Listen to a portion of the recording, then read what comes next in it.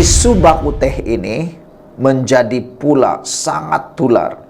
Tapi jangan silap, rupa-rupanya walaun para penyokong yang menggelar diri mereka penyokong PAS lupa sebenarnya PAS pernah melancarkan baku teh.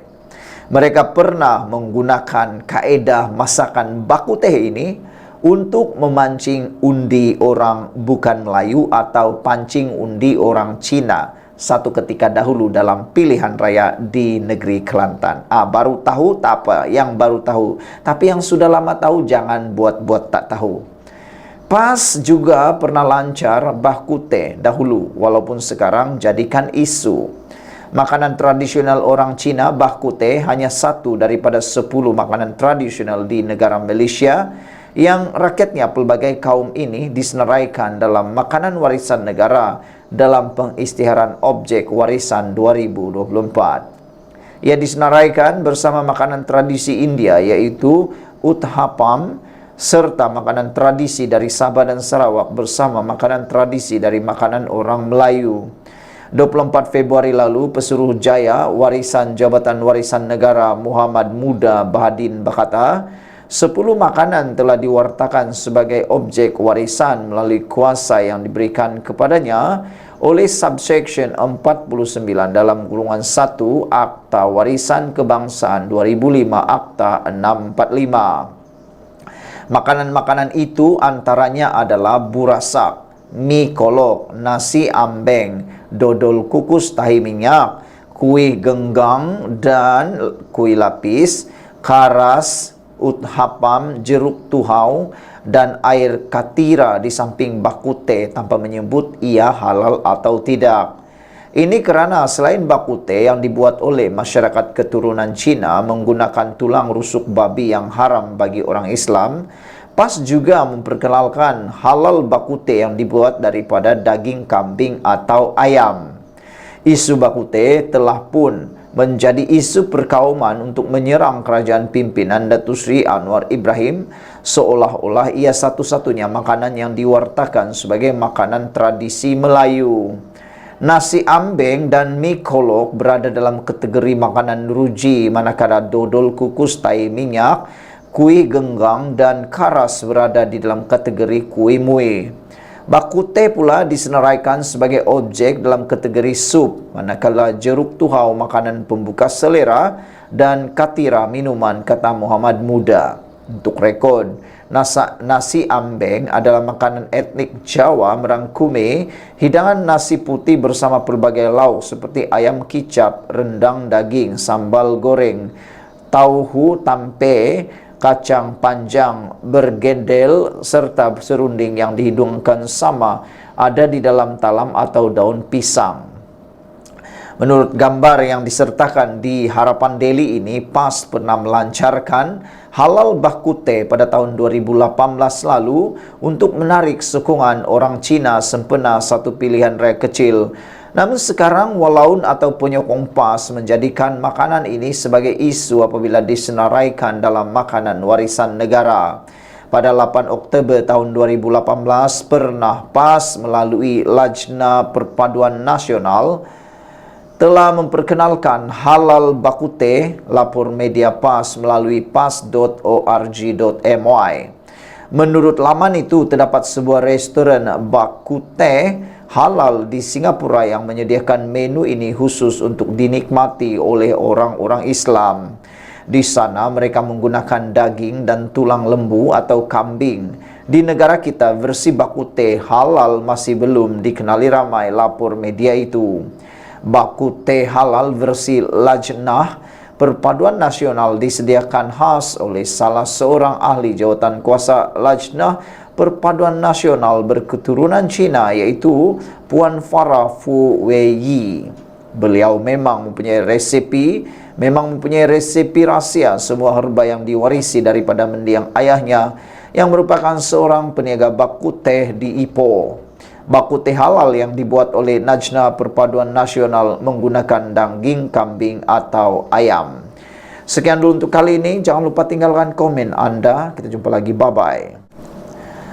Selamat pagi, salam sejahtera. Ini isu terbaru tentang 6 ahli bersatu yang menyokong Anwar Ibrahim yang sebelum ini digelar sebagai 6 jahanam. Tapi jangan silap, sebenarnya belum tentu mereka dapat dijahanamkan. Belum tentu mereka boleh dilucutkan daripada jawatan parlimen. Ini kerana ramai yang silap. Kata kononnya mereka akan confirm hancur lebur, tapi sebenarnya belum tentu. Kerana pindaan Parti Bersatu kemarin belum tentu diluluskan oleh ROS. Itu adalah kenyataannya. Perkara pertama.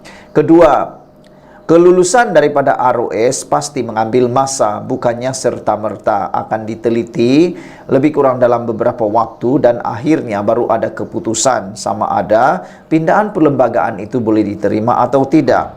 Kalau diterima, belum tentu juga 6 ahli parlimen yang dianggap 6 jahanam itu pula akan dapat dilucutkan daripada jawatan kerana perlembagaan parti bersatu baru saja digubal kemarin atau dipindah kemarin dan ianya tidak sama dengan tarikh di mana 6 ahli parlimen itu menyatakan sokongan.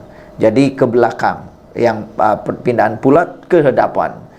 Itu belum tentu dapat digunakan pakai untuk 6 ahli parlimen ataupun tidak. Kalaupun boleh dipakai untuk 6 ahli parlimen, yang ketiga ialah mereka tidak boleh dilucut oleh parlimen ataupun oleh bersatu secara serta-merta kerana 6 ahli parlimen ini pasti menuntut hak mereka di mahkamah. Dan ingat, pembicaraan di mahkamah bukan seperti yang Anda sangka, ingatkan terus selesai. Ia juga akan mengambil masa. Kalau ikut duluan yang pernah kita lihat sebelum ini, boleh mengambil masa sehingga 2 atau 3 tahun. Begitu lamanya kerana dalam sistem undang-undang di Malaysia, mereka boleh membuat rayuan demi rayuan demi rayuan, semakan demi semakan semakan, dan akhirnya barulah ada keputusan. Untuk mengambil masa itu semua, ianya boleh mengambil masa sehingga selama-lamanya sampai lebih kurang dalam 2-3 tahun. Kalau 2-3 tahun tinggal PRU 15. Jadi, apa nak takut? Itu yang dikatakan oleh ahli parlimen bersatu yang menyokong Anwar Ibrahim. Dan akhirnya kata beliau, ahli parlimen bersatu yang mahu sokong Anwar Ibrahim diseru supaya terus sokong Anwar Ibrahim kalau mahu, kerana ROS belum pun meluluskan pindaan parti. Dengan kata lain, kalau mereka menyokong Anwar Ibrahim pada waktu ini, mereka tidak akan dapat dikenakan tindakan kerana pindaan itu belum pun diluluskan. Ahli Parlimen Bukit Gantang, Syed Abu Hussein, mengatakan tetap tidak berbelah bahagi dalam menyokong Perdana Menteri Anwar Ibrahim dan berkata, ahli parlimen bersatu yang lain juga tidak perlu takut. Dia berkata peraturan baru bersatu untuk menghalang wakil rakyat parti itu berpaling tada dengan menukar sokongan sebenarnya tidak boleh menghalang ahli parlimen bersatu daripada menyokong Anwar. Saya menyeru ahli parlimen bersatu yang ada rancangan atau niat untuk bantu kawasan masing-masing dengan memberi sokongan kepada Perdana Menteri ke-10 Anwar Ibrahim untuk teruskan, kata beliau. Pindaan ini tidak boleh halang sokongan kepada Perdana Menteri ke-10, katanya. Kalau perlembagaan ini belum lagi diluluskan oleh ROS dan boleh dicabar ke mahkamah untuk dicabar. Jangan putus asa, katanya ketika dihubungi Malaysia kini. Syed Abu Hussein antara 6 ahli parlimen bersatu yang mengisytiharkan sokongan kepada Anwar Ibrahim.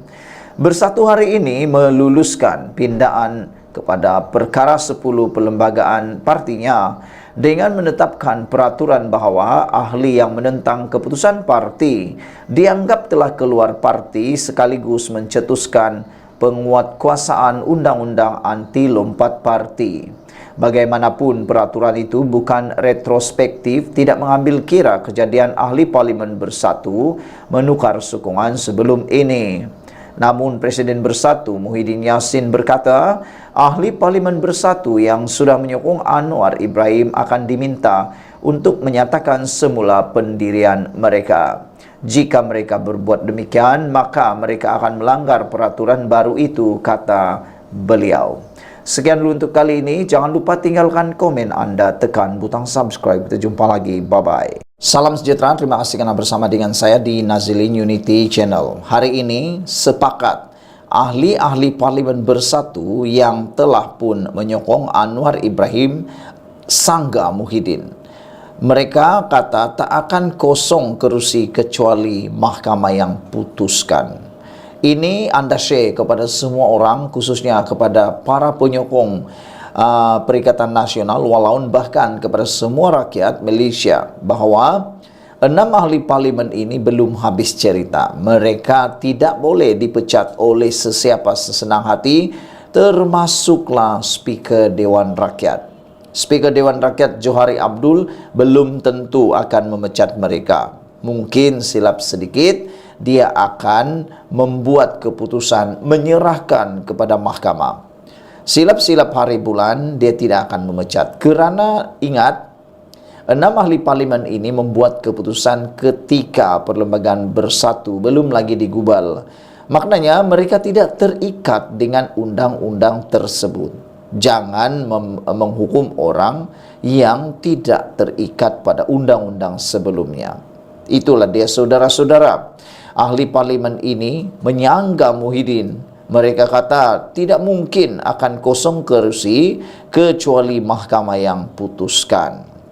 6 ahli parlimen bersatu bertegas untuk tidak mengosongkan mana-mana kerusi sehingga mahkamah memutuskan untuk berbuat demikian. Ahli parlimen Bukit Gantang Datuk Syed Abu Hussein berkata, tindakan bersatu meluluskan pindaan untuk melucutkan serta-merta keahlian wakil rakyatnya yang menyatakan sokongan kepada mana-mana pihak bertentangan dengan arahan atau pendirian parti adalah satu perkara yang sia-sia. Katanya, mengapa parti mahu membuat undang-undang berkenaan sedangkan ahli parlimen yang menyatakan sokongan kepada Perdana Menteri Datuk Seri Anwar Ibrahim itu dibuat demi masa depan kawasan dan pengundi mereka.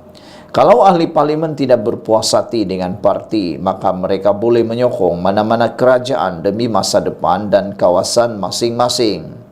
Kalau Perikatan Nasional PN dan Bersatu tidak mahu berunding dengan kerajaan untuk mendapatkan kemudahan bantu rakyat serta memberi sokongan untuk stabilkan politik, bagi saya ia satu kerja yang sia-sia untuk bendung seseorang ahli parlimen sebagai seorang pemimpin. Di pihak saya dan rakan-rakan, perkara ini sudah pun berlaku. Kami tetap akan beri sokongan kepada Perdana Menteri dan yakin bahawa Perdana Menteri ada dasar jelas dan usaha nak bantu rakyat, khususnya mengenai kos sara hidup, supaya rakyat mendapat barang keperluan dengan harga yang murah. Bagi kami akan tetap bertegas dan tidak akan kosongkan mana-mana kerusi sehingga mahkamah memutuskan, katanya ketika dihubungi hari ini.